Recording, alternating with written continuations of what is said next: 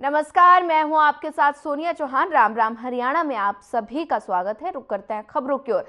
कृषि एवं पशुपालन मंत्री जेपी दलाल ने बहल गांव में जिला रेड क्रॉस सोसाइटी एवं एलिमिको कंपनी के सहयोग से 700 दिव्यांगों को सहायक कृत्रिम अंग वितरण किया और साथ ही एफपीओ घोटाले पर बोलते हुए कृषि मंत्री जेपी दलाल ने कहा कि ऐसा कोई घोटाला नहीं, हमने खुद जांच की है। कुछ अधिकारियों पर अनियमितता पाई है और उन पर हम सब कार्रवाई कर चुके हैं। किसी भी अधिकारी में कोई भी कमी मिलती है तो हम उसको छोड़ते नहीं।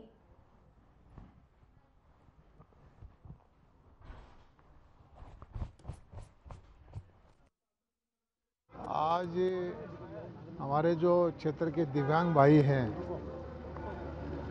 लोहारू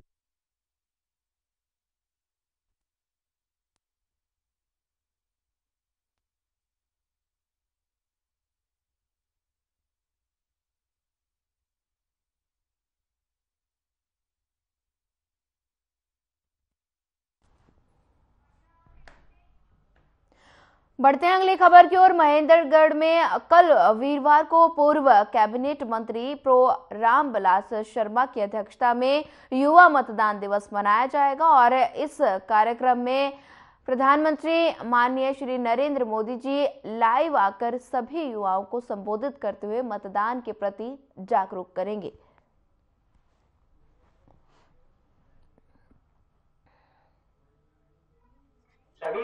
हम कार्यकर्ता प्रदेश के 90 विधानसभा क्षेत्रों में 10 लोकसभा क्षेत्रों में निरंतर घूम रहे हैं। लोकसभा चुनाव के लिए मत की लोगों से अपील कर रहे हैं, पार्टी को मजबूत खड़ा करने की अपील कर रहे हैं और हर जगह बहुत अच्छा जन समर्थन जननायक जनता पार्टी डॉक्टर अजय सिंह चौटाला जी को और दुष्यंत चौटाला जी को मिल। हम अपनी बात पर कायम हैं। भारतीय जनता पार्टी और हमारा नेचुरल लाइंस है। हम बड़ी मजबूती से अभी तक चल रहे हैं। हम यही कामना करते हैं। बाकी राजनीति में और क्रिकेट में अगली बॉल पे क्या हो जाए ये किसी को नहीं पता, मगर हमारी सोच सकारात्मक है और भारतीय जनता पार्टी के साथ अलायंस चलता रहे आगे पीछे। कांग्रेस का तो बुरा हाल है, सिर्फ फुटबॉल है। कांग्रेस में हुड्डा अलग चल दिए हैं, एक एसआर के ग्रुप बताया वो अलग चल दिया है और इस हिसाब से कांग्रेस आपस में एक दूसरे का सिर फोड़ करके खत्म हो जाएगी। कांग्रेस में कुछ नहीं करना। चुनावी साल में इस तरह की बातें होती हैं और कर्मचारी यूनियन की भी बातें मानी जानी चाहिए। कर्मचारी भी हमारे भाई हैं, हमारा परिवार। उठाया नहीं, लागू करवाया, वो तो कोर्ट के अंदर जाकर के उस मामले में दिक्कत आई। अदालतों में दिक्कतें आती हैं, बहुत सारी दिक्कत आती है। अब राम मंदिर भी कोई एक दिन में थोड़ी बना है, 500 साल लगे हैं, मगर आज सारा देश खुश है। तो ऐसे ही ये भी मंदिर हमने बनाना है युवा की सोच का। ऐसे हमारे प्रत्याशी डॉक्टर अजय सिंह चौटाला होंगे, वो स्वयं लोकसभा का चुनाव लड़ेंगे और हम कार्यकर्ता उनको जिताएंगे।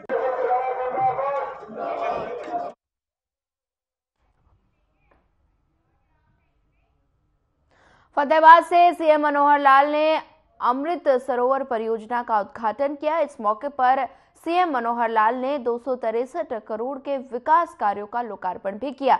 वहीं सीएम मनोहर लाल ने मंच से संबोधित करते हुए कहा कि 9 जिलों में 60 अमृत सरोवर परियोजनाओं का उद्घाटन किया गया है और साथ ही सीएम ने कहा कि हरियाणा में सबसे ज्यादा तालाब है। प्रदेश के शहरी क्षेत्रों में 900 तालाब हैं और हमारी सरकार ने तालाबों की सफाई के लिए राशि बढ़ाई है।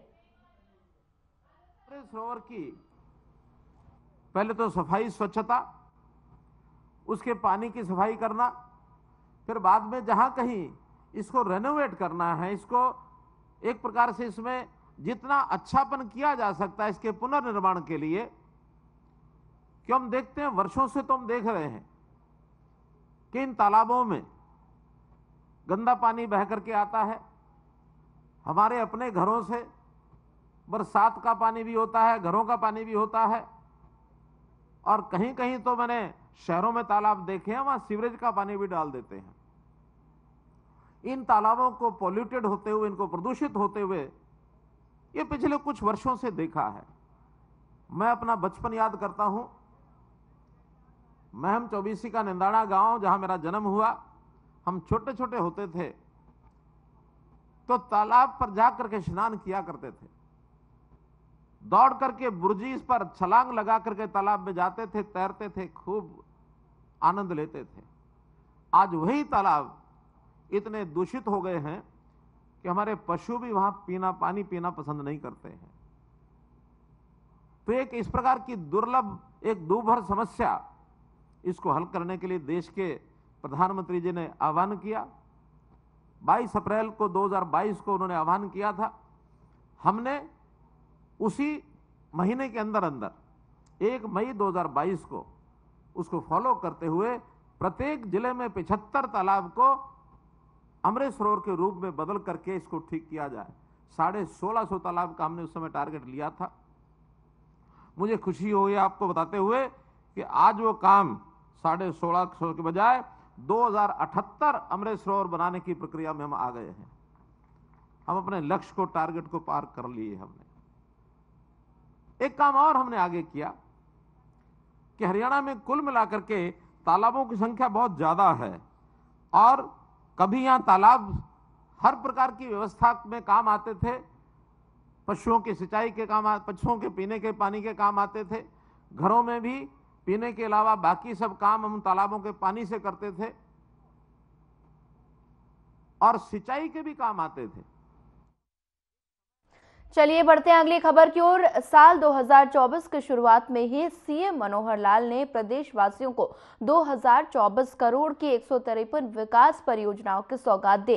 सीएम ने इस मौके पर जनसभा को संबोधित करते हुए कहा कि हरियाणा एक, हरियाणवी एक, ये हमारे लिए सिर्फ एक नारा ही नहीं बल्कि प्रदेश की प्रगति और समृद्धि के लिए किए जा रहे हमारे कार्यों का मूल आधार है। सीएम ने कहा कि 2014 में सत्ता संभालने के बाद से ही हम दिन रात इसी आधार पर कार्य कर रहे हैं।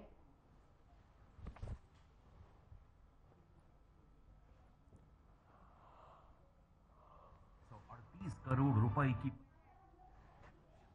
और 686 करोड़ रुपए की परियोजनाओं का उद्घाटन कर माननीय मुख्यमंत्री मनोहर लाल के करकमलों द्वारा विकास का एक और अध्याय लिखा जा रहा है।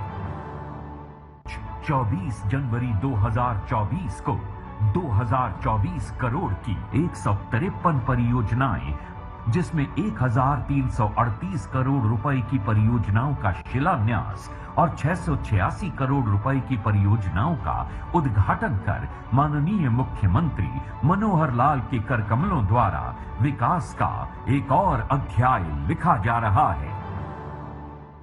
24 जनवरी 2024 को 2024 करोड़ की 153 परियोजनाएं, जिसमें 1338 करोड़ रुपए की परियोजनाओं का शिलान्यास और 686 करोड़ रुपए की परियोजनाओं का उद्घाटन कर माननीय मुख्यमंत्री मनोहर लाल के करकमलों द्वारा विकास का एक और अध्याय लिखा जा रहा है।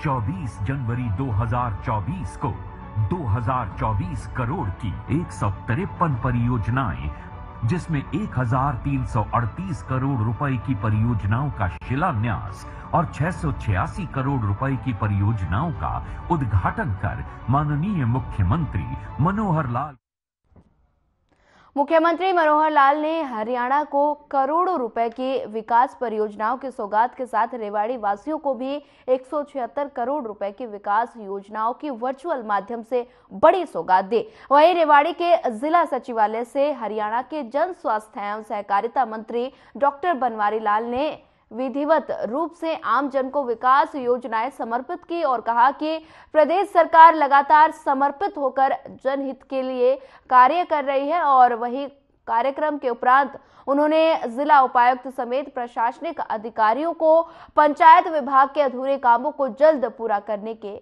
निर्देश दिए हैं।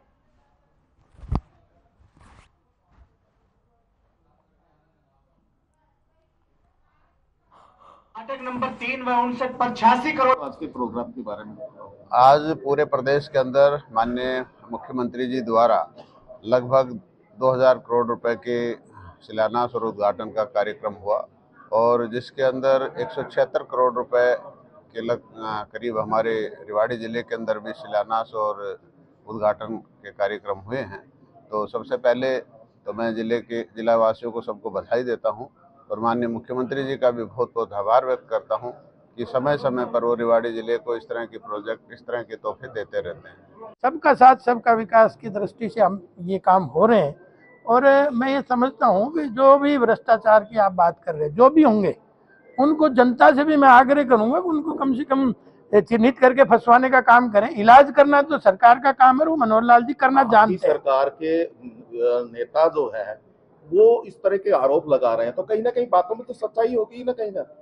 मुझे लगता नहीं कोई नेता ऐसा लगा रहा है, और लगा भी रहा है तो उनको हम चिन्हित करेंगे कौन कौन है, उनको भ्रष्टाचार पे कार्रवाई करेंगे। सिंचाई और जल आधारित परियोजनाओं पर